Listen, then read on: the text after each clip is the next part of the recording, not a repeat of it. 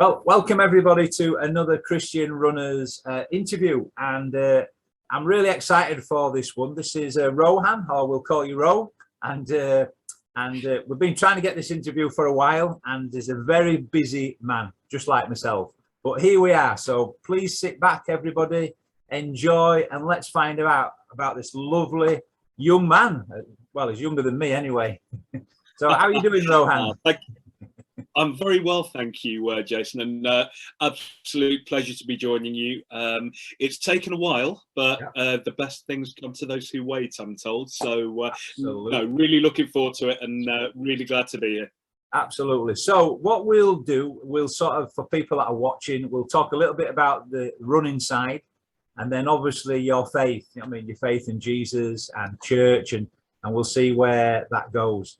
So obviously, let's get straight in there. So you look a runner anyway, put it that way. But have you always run, or tell me a little bit how you started? Yeah, absolutely. I've not always run. I always had a sporting side. So I grew up playing a lot of cricket and hockey as a kid, but I've got to admit, at the time of 18, even when I was a very good cricketer, my nickname was the Cuban. Now, this wasn't because of any cigar smoking, rum drinking, or anything like that, but this was around the Barcelona Olympics when I was 18, which is giving away my age very comfortably. But during the pre-match warm-ups, which in those days, less scientifically, just used to be doing a little lap around the cricket pitch, I was typically 2 laps behind everyone else. Right. There'd been an Olympic steeplechase where, even back then, of course, the Kenyans were, a good couple of laps in front of everyone. But there was this poor little Cuban fella about 3 laps behind the rest of the field. So I was given the nickname of the Cuban. So believe me, running was never really in the equation, other than running after a cricket ball or a hockey ball. Cross country, I would do anything to get out of at school. Because something. It's funny that, because a lot of people I talk to, they all seem to have that little bit younger in life, and then they do nothing, and then all of a sudden it's like, oh, I better do something now. Is that sort of a bit like you? That was exactly it, and I basically had a cavernous middle period without really any kind of sport. Where and we'll talk about the impact of Christ in my life, as we go along. But during a long-term period, I didn't really do too much sport, and I got to a stage in my my late 30s. 2013 to be precise, where I had put on a huge amount of weight, and it was impacting my health. My doctor said, was very open with me. The reason why I was having, repeated health problems was I was carrying a huge amount of weight, and I actually bent over one day at work, and I split a pair of 40-inch waist trousers. Run over to M&S and Primark. Don't judge me with the latter, but I ran over to both M&S and Primark to look for a pair of replacement trousers during my lunch break, and neither had anything larger than 38, which led to me walking around work doing a shuffle for the rest of the afternoon, and that was literally. That was the signal. Hold on, you've got to do something here. And even then, it took a little bit of time. Bit of time. I went to the gym, and you know what it's like when you go to the gym. And I'm gonna, this is a faith podcast. Yeah. But the devil tells you things that he wants you to hear. And you go to the gym, and every single person you see through your eyes is some fitness freak, some nubile, fit god or goddess, and there's you, and you're thinking, I can't do this. I'm not going to do this. And I started so many times, and then around, this was later on in 2000. Actually, it was 2012, the split trouser episode, and then right at the start of 2013. that's when God gave me just a little beacon, Right. which was the opening of the first 24-hour gym right next to my office, Right. where I was working. So what I did, I went to bed a few hours earlier every night, and I'd get up at 4 o'clock in the morning. Wow. And I'd go when no one was going to be anywhere close. Yeah. So I could, if I figured, if I'm going to die on this treadmill, I'm going to do it on my own without anybody watching. So that was where it all started. In age 39, 20 stone of me, threatening to break this treadmill for day on day, 4 a.m. in the morning for an hour or so, and it just became something. It grew from there. Wow, that's dedication to get up early. I know a lot of people in Christian runners. There's a few people, especially Richard Pidgley, who loves to get up early on the morning, and go for a run. And he's usually done it and dusted by the time half of us have got up. But you know what I mean, hats off to you for getting up. That's hard work. And actually, it's become that routine as as running's become a real staple part of my life. Yes. Whilst I do still run in the evening from time to time, if I'm really going to get it done, it is that crack of dawn. And I've always found it's a wonderful way to start the day. It's a wonderful way just to connect with the world around you, to connect with nature. As you know, I live in a busy part of London, and I'm often commuting into a busier part of London. But it's a wonderful way, whether I am on Clapham Common, Battersea Park, or running alongside the river. It's incredible. And from a Christian point of view, I get this breathtaking experience of watching God's world come alive. From this state of rest. And it really is a great way to bring yourself alive for the rest of the day. So for me, it's always a blessing. I totally agree with you. You know what I mean? When I do get out early, or even late on the night, there's just something about that peace, that quietness. You can hear things a lot more, the birds, and you know what I mean, it's just, you're in God's creation, even if you're, I suppose, like you're in the middle of London. It's still there, isn't it? Fantastic. Yeah, very much so. Let's talk a little bit about, because a lot of people always like to know how fast people can run. And so roughly, what would you say your best 10K time is, would you say, Rohan? At the moment, believe me, and we were discussing off air, as you may. I've been struggling with injury this year, so my PB over 10K is 38:20, but I'm right now I'd be struggling, I think, to go sub 45. Yeah, and we've got to tell everybody. I know certain people are very shy about how fast they've run, but is it true you are a sub 3-hour marathon runner? I am indeed. And look, again, it's something that I'm not shy about, in so much that, again, when God gifts you something, you talk about that gift, but I'm humble about it, and I'm not defined by running quick. I'm defined on taking others on that journey with me. Absolutely. You know something, when I sort of wanted to interview you, like a lot of people, and I like to have a little delve into what you've done, and I've got to say, I've never met you. This is the first time I've spoke to you, and obviously we've done things on social media and stuff. But, we've got so many things in common, you know what I mean? I just thought, wow, and we'll talk about them just in a minute now. But one thing is, I'm a sub 3-hour marathon runner, so we've got something in common. I know the pain to get to sub 3 hours it's not easy, and also you're quite involved in a charity called Mind, and I've run a few times for Mind. A friend of mine, he lost his son to suicide, and we've run a few things together. But just tell us a little bit about that, if you don't mind, Ro. Yeah, of course. And actually, Mind are pivotal in the whole journey. Right. And for me, I had a really good, I spoke about playing childhood sports, and I did have a really good childhood journey. I was an only child. My dad was often away. I did come from a cricketing family. My dad played international sport.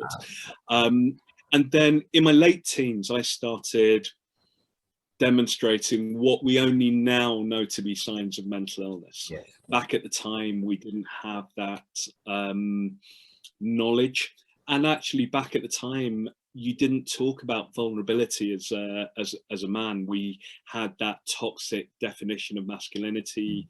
I did ask for help a couple of times, but every time I was actually rebuffed, saying, you know what, you're a young man growing up, there's nothing wrong, you're having a slightly difficult period in your growth, but don't worry, you'll be fine. And actually it wasn't fine. You know, there were things that kept on happening, and you know, without, this isn't the interview for me to go into that in detail, but essentially I had what I would describe as 15 years in wilderness, and I'd been regularly going to church as a child through to the age of around 16, and then I found girls and the odd pint around that age, but I'm sure I'm not alone in that regard.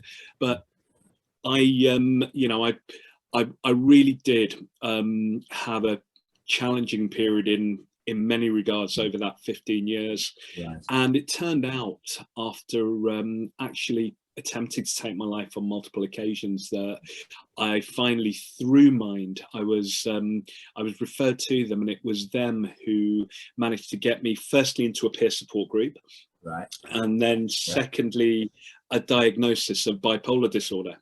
And I always credit them with, at a time when I was without hope, at a time when I was so confused and my life had no meaning, actually it was through them. And I always talk about them as God's vehicle on earth for me.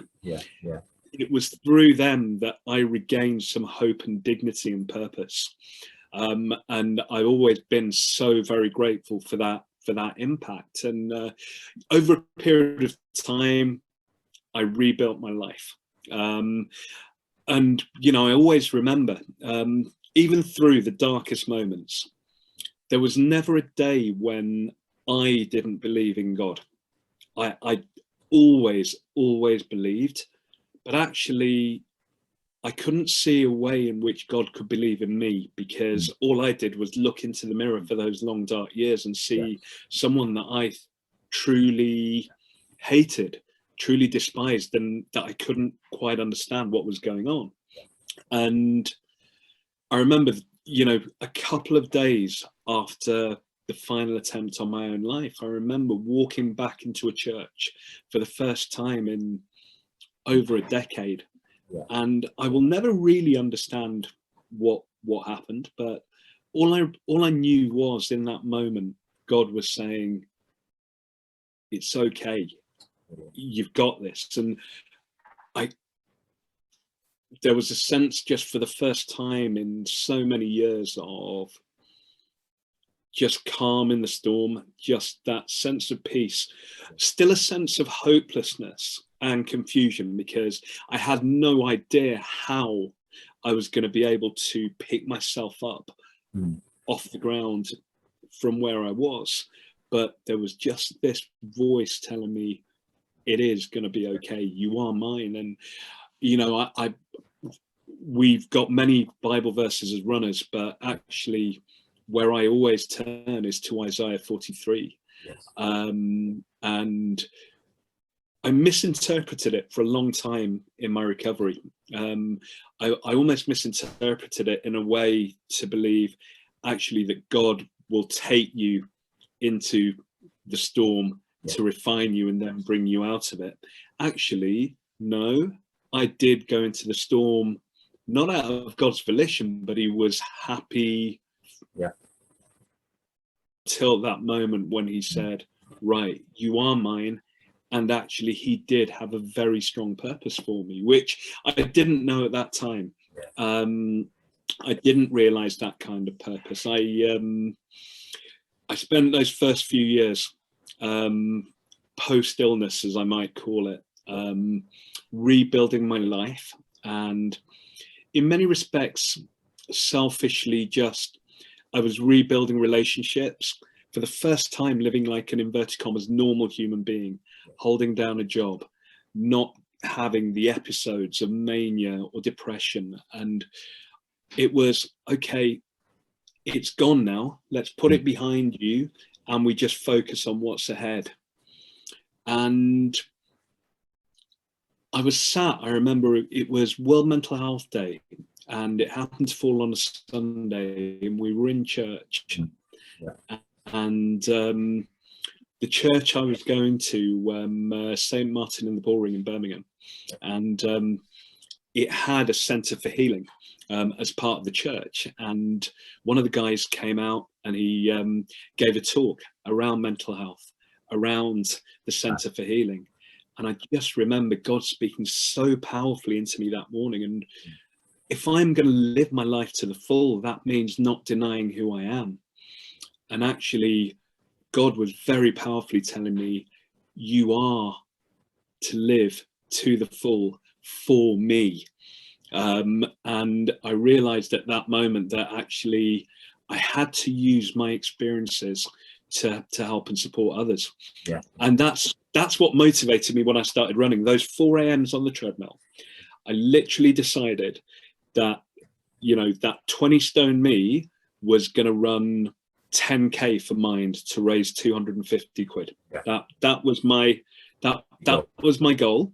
And I remember, you know, once I posted about it on social media, I mean, Facebook, for all its ills, it can be positive. It brought us together for a start. Absolutely. And I've got to say, Rohan, that it was only obviously just before the London Marathon, and I've done that a few times myself.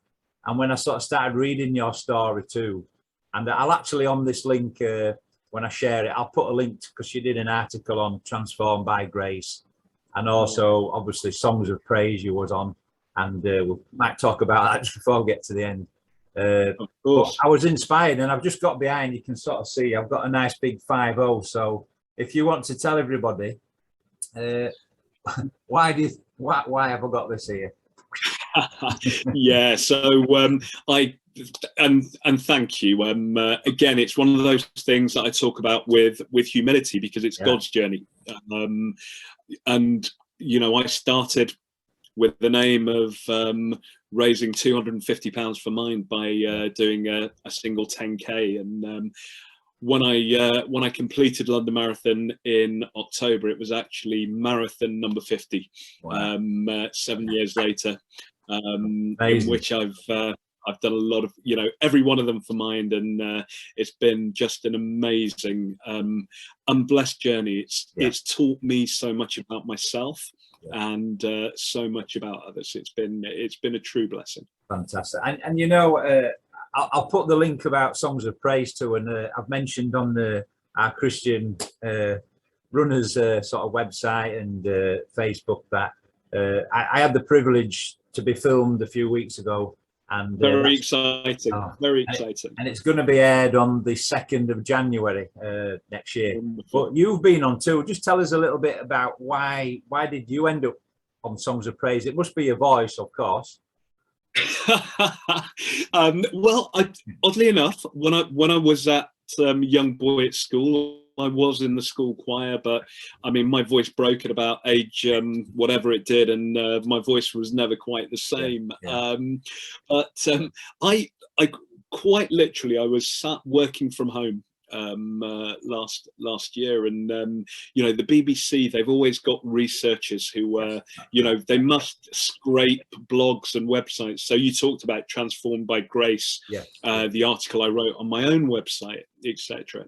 And I got this email through from a guy who said, look, I'm a researcher from the media company who produced Songs of Praise. We've seen your story. You know, would you be interested in talking to me further, you know, to see whether we can feature your story on the show? And I'm kind of like, oh, who's taking the mick here? You know, I'm kind of like, you know, someone's really taking the mick. And then I emailed him back and said, yeah, of course I will. I'm you know, happy to have a chat. And it just went from there. But even that in itself, God connects all the pieces. So I had had that conversation, and then got put onto the actual show producer, a gentleman by the name of Mark Warburton, who's a wonderful guy. And we went and we met in Reading to do the shoot. We literally only just come out of the most recent lockdown, so it was the first time I was going on public transport for a while, and they were trying to get as many shoots together in one location. And there was an athletics track in Reading, so we said, look, that's absolutely perfect, no problem. And we did the shoot, which was great. And then we got talking afterwards, and it turns out that the church where he's been on PCC and he's been going for years was actually the same church where a friend of mine is the rector. And it was kind of like, how small can our world be that connects us so beautifully together? Exactly the same kind of thing happened to me. Out of the blue, they phoned me up, and then before we know it, we're filming with the Reverend Kate Bottomley, who was a Yorkshire lass from Sheffield. And we had an absolute fantastic day. But also the production team, they were amazing. You know what I mean? Full of the Lord. It was just brilliant. And I'm so looking forward to it. I mean, I got a few other Christian runners to join us for the day. And so I'm asking God will open doors too.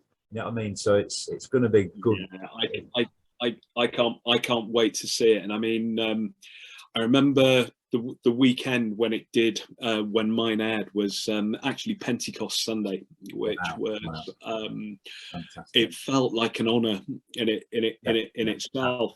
But it turned out to be less than 48 hours after my mother-in-law very sadly passed.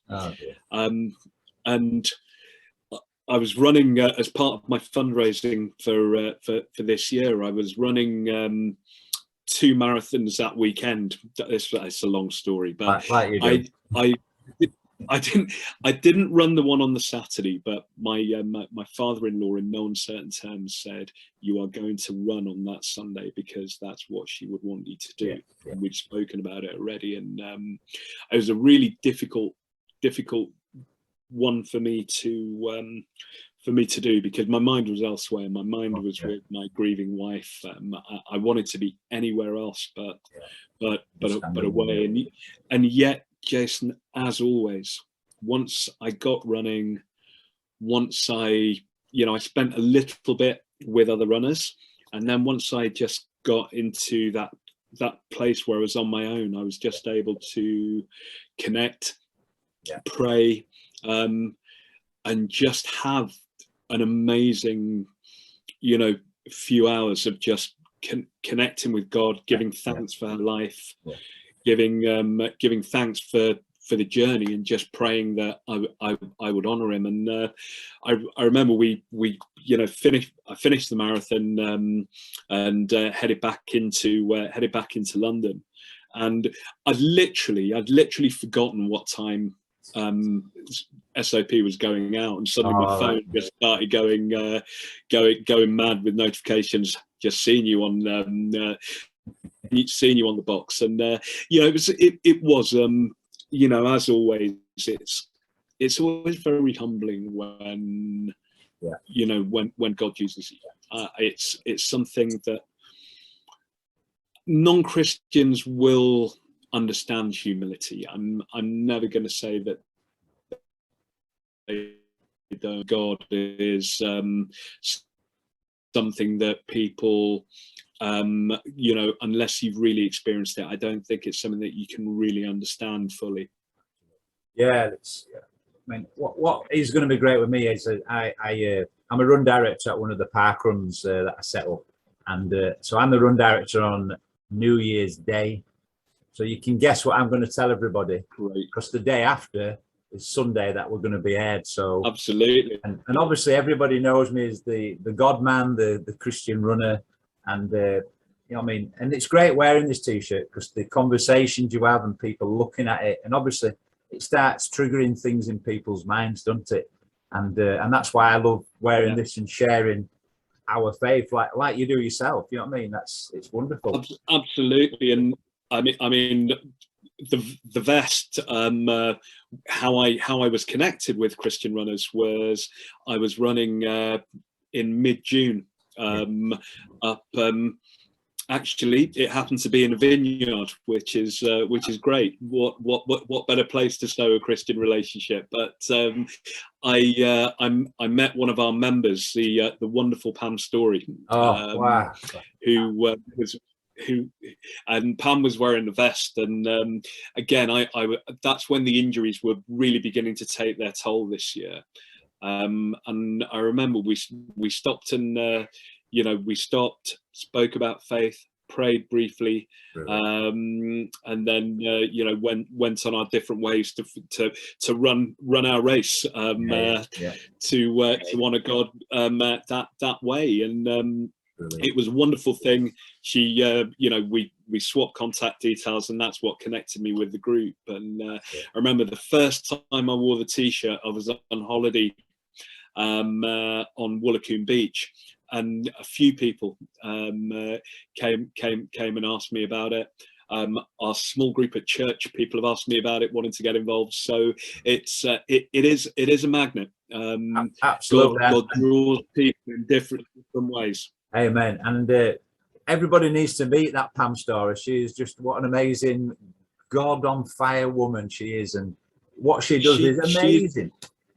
She's ubiquitous. We talk about that 50th marathon in London. Again, this year has been decimated by injury, and in a way God has used it really powerfully to reconnect me with running for the right reasons, and I have no complaints whatsoever. But I was desperate to run that 50th in London, and I arrived at the expo, and lo and behold, who do I bump into but Pam? And she was, "How are you?" And I said, "Well, Pam, I'm really struggling." And she said, "Right, stop."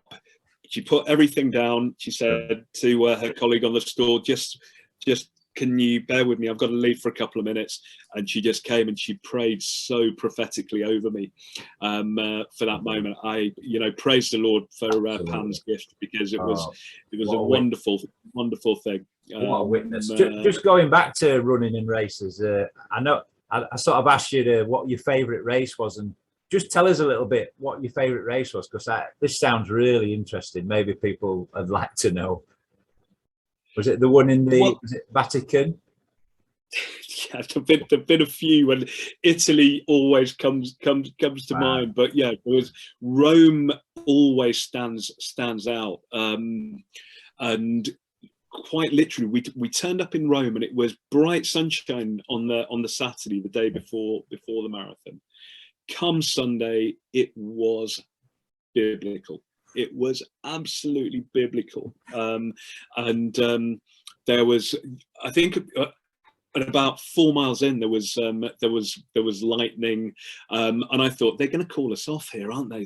They really are. But then it suddenly stopped. Wow. And everything calmed down a little bit. And I mean, it really is a beautiful run. And then you literally, and you almost, unless you've run it before, you don't realize what's coming. Like so many of the great marathons, you're about halfway, and suddenly you turn this corner, and there it is, St. Peter's Square in front of you. And suddenly again, it was biblical. And I mean, quite literally, I just remember looking up and saying, wow, if you're not here in this moment, I don't know what is, because it's just the most incredible. It was the most incredible feeling. And the number of times I've just felt God. I'm not going to say the word possessed, because that sounds the wrong way, but God just seep inside me while I've been running. And I remember there was a Richmond Marathon is probably my favourite. I've run it 6 times now, actually, not 5. And the second time I ran it, I remember you run through Kingston, and by the old market town, there's a church not far from the river. Yeah. And I just remember we're running past, we're about 12 miles in at that point, and the church bells just started ringing out as they would on a Sunday morning. Yeah. I just burst into song. We're 12 miles into a marathon. I'm running kind of like probably around 7:15 miles, whatever, you know, whatever that equated to. I think I ran about 3:05 that day. And I'm running 7:15 miles, and I'm breaking into song as I go along. And I just remember these guys looking, saying, "Who is this idiot? Kind of like, what is he doing?" And I'm kind of like, I can't explain it, but the Lord is with me, and I'm going to sing His praises. And I always remember, there are moments that you always remember where you've just felt God's presence alongside you so very strong. Well, it's very wonderful. We could keep talking forever here, couldn't we? You know what I mean? I'm sure people listening to this will absolutely love your stories. You know what I mean? But if people want to sort of join up with you running, you know, like a local park run, what would you say is your local park run? That's if you do park run. Yeah, no. So I mean, I typically I'm often found volunteering at park run. Okay. But I do run also from time to time, and you'll see I'm wearing. I have got my favourite shirt in the background. Thank you. But Clapham Pioneer, down in southwest London is where I run, and typically you'll find quite a few of us from Pioneers at the Clapham Common Park Run most Saturday mornings. So Clapham Common Park Run. So if anybody's watching, you want to meet Ro, get down there and drop him a line and join him, and even volunteer, because obviously I volunteer loads too. And absolutely, and it's a great privilege to volunteer. You're giving something back, aren't you? And it's same as everything you've done. You're giving something back. You're helping people with mind, and obviously, and all what that is. And what an honour! What an ambassador you are. You know what I mean? Amazing work. Oh, look, you know, for me to serve is a huge privilege. It's a wonderful privilege. And you know, oddly enough, talking of park run, I wasn't able to get home to Birmingham, so I live in southwest London with my wife, but I'm a Brummie by birth, and I grew up in the shadow of Cannon Hill Park, where everyone met for park run a few weeks ago, and where I know we've got members down there. And I did a nice I was planning on doing a park run at Cannon Hill this weekend, but I had my booster on Friday morning, and by Saturday I was kind of like, no, I'm not running anywhere. But Cannon Hill Park Run's another one that I would always recommend to anyone. It was a good day. You know what I mean? It was a real good day. I went for breakfast at Mill Hill Church, and is it Mill Hill? Oh, Rich is going to kill me if I've got church wrong. And but yeah, but no, great hospitality by the church, and it was lovely, and lovely park, and yeah, it was always nice to get back home to Leeds. I've got to say, only joking. I can imagine. I still say the same about Birmingham. Yeah. Well, it's been absolute privilege to speak to you, and I hope I'll see you face to face one day. We'll meet up somewhere. God willing, we absolutely will, and hopefully sooner rather than later. But I genuinely, God brings people together in the same way that He literally placed Pam right in front of me when I needed her most, and God keeps on using these relationships to spread, for His glory, to spread His message. So I'm so excited to be part of this group, working, walking alongside brothers and sisters, spreading God's glory while we do something that we love. So thank you, Ro. It's been a privilege of mine, you know what I mean, to be able to speak to you, and I'll put all the links on so people can click on them and see sort of your story in a little bit more depth. But I'll be you're in my prayers, and you know what I mean, and get over that injury. You'll be back, and God bless you, and keep safe. Thank you. Yeah, well, Oh, thank you so much. Yeah, all roads lead to Brighton next April.